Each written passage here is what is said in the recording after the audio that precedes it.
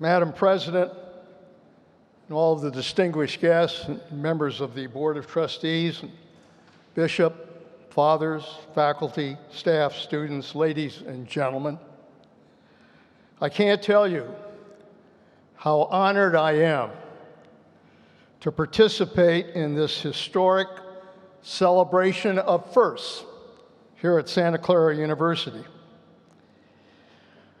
The founder and first president of Santa Clara College, Father John Nobley, opened the doors of this campus in 1851. For 171 years, the Jesuits have been in charge,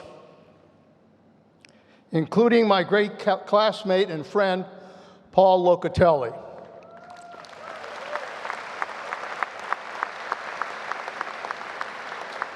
And I'm honored, by the way, to be wearing Paul's robes. I was asked to do that.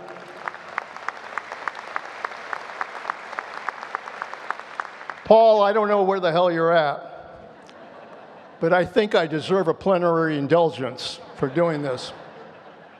This is a heavy robe. For 110 of those years, this was obviously an all-men's school until 1961, when Santa Clara admitted 75 female undergraduates. So, today, we inaugurate the first non-Jesuit and, more importantly, the first woman president of Santa Clara University.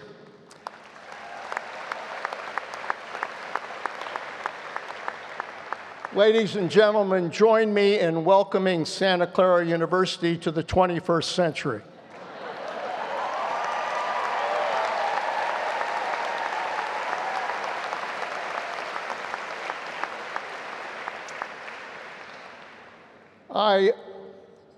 I think all of us take a great deal in pride in this moment. And I, in particular, as a former graduate of Santa Clara in the class of 1960, and then as a graduate of Santa Clara Law School in 1963. Like all of us, I have witnessed the dramatic changes that have taken place on this campus.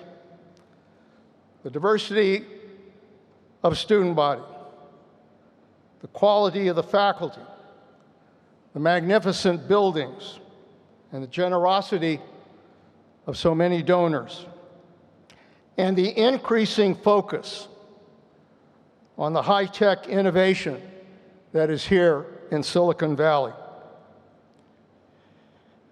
There is no question in my mind that as a result of those changes, Santa Clara provides an outstanding education to a new generation of leaders in the 21st century.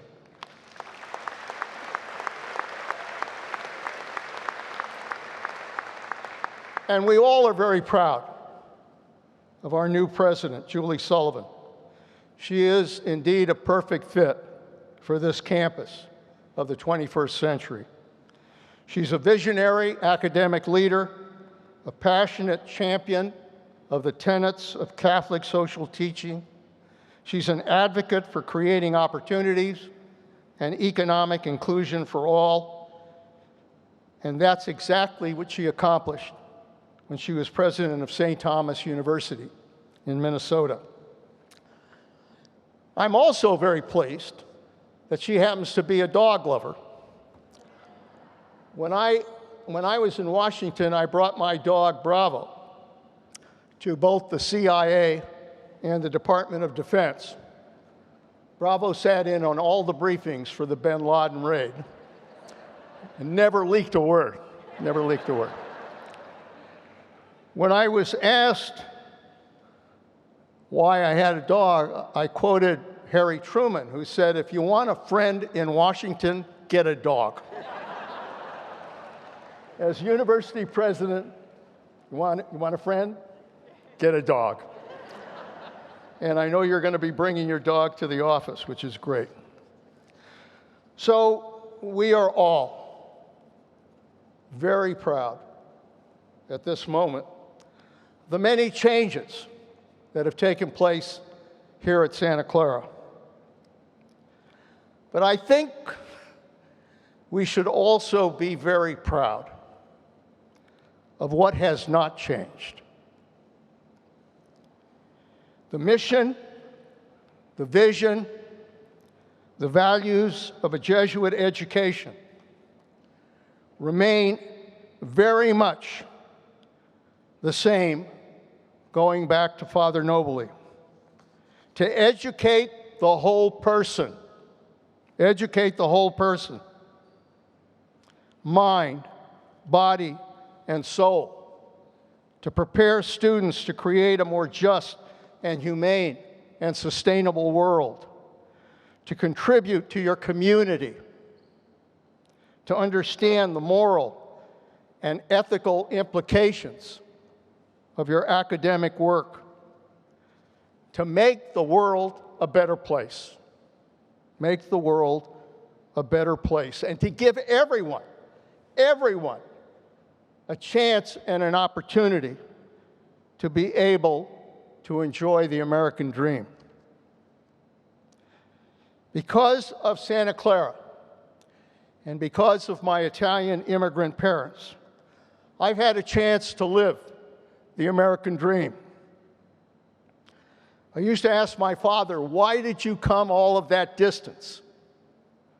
He came from a poor area in Italy. Why did you come all of that distance to a strange country?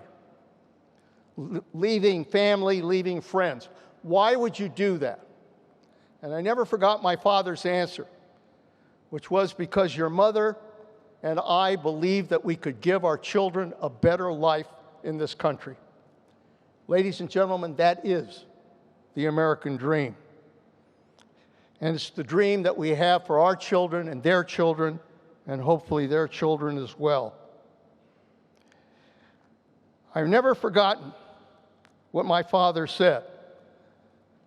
But they also taught me that dreams are just dreams, unless you are willing to work hard, to sacrifice, and to fight to make those dreams come true. The Jesuit education here at Santa Clara reinforced the words of my parents.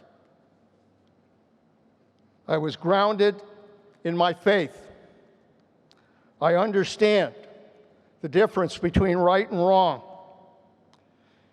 And I think it's important to be willing to fight in the service of your country. The mission, vision, and values of a Jesuit education have followed me throughout my career in public service. There was a Jesuit when I was here at campus who came up to me on the campus and said, "Leon, God gives you life, but it's up to you to make a life." And he followed it with a story that I am going to share with you, Madam President, and everyone, because it makes exactly the right message. The Jesuit told me that there was a rabbi and a priest who decided that they would get to know each other a little better. And so they went to events together. And they thought by doing that, they would talk to each other and learn about each other's religion. So one night they went to a boxing match. And just before the bell rang, one of the boxers made the sign of the cross. The rabbi nudged the priest and said, "What does that mean?" The priest said, "It doesn't mean a damn thing if he can't fight." Ladies and gentlemen, we bless ourselves with the hope that everything is going to be fine in this country. But very frankly, it doesn't mean a damn thing unless we're willing to fight for it. We are living at a time in our democracy where we are facing huge challenges and crises coming at us from every direction. We've been through a worldwide pandemic.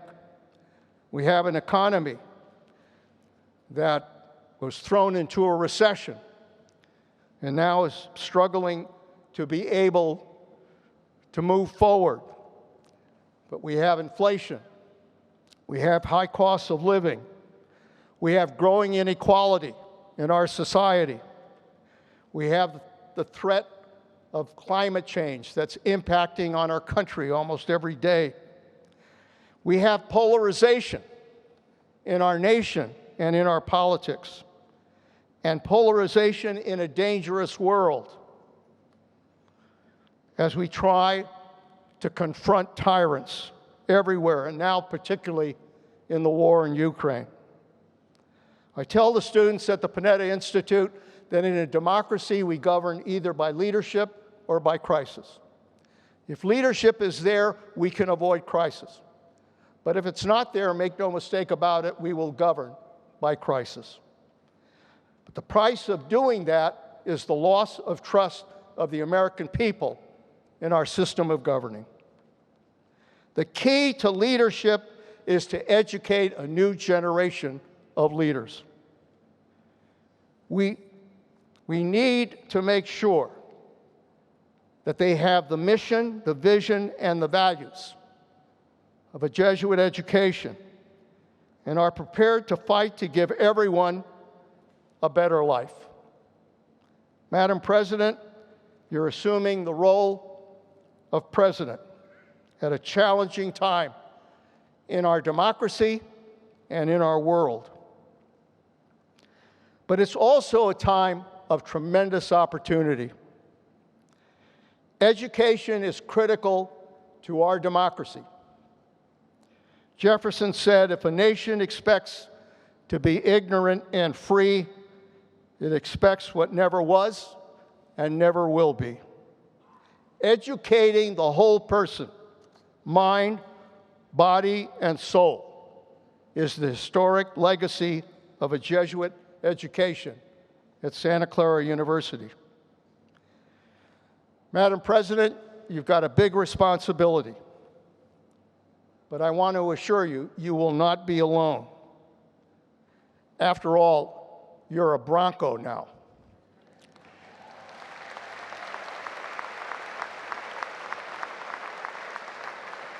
And we support Broncos wherever they are. And we will support you in every way we can to make sure that you are a winner and a success as a new and historic president of Santa Clara University. God bless you, and God bless our country.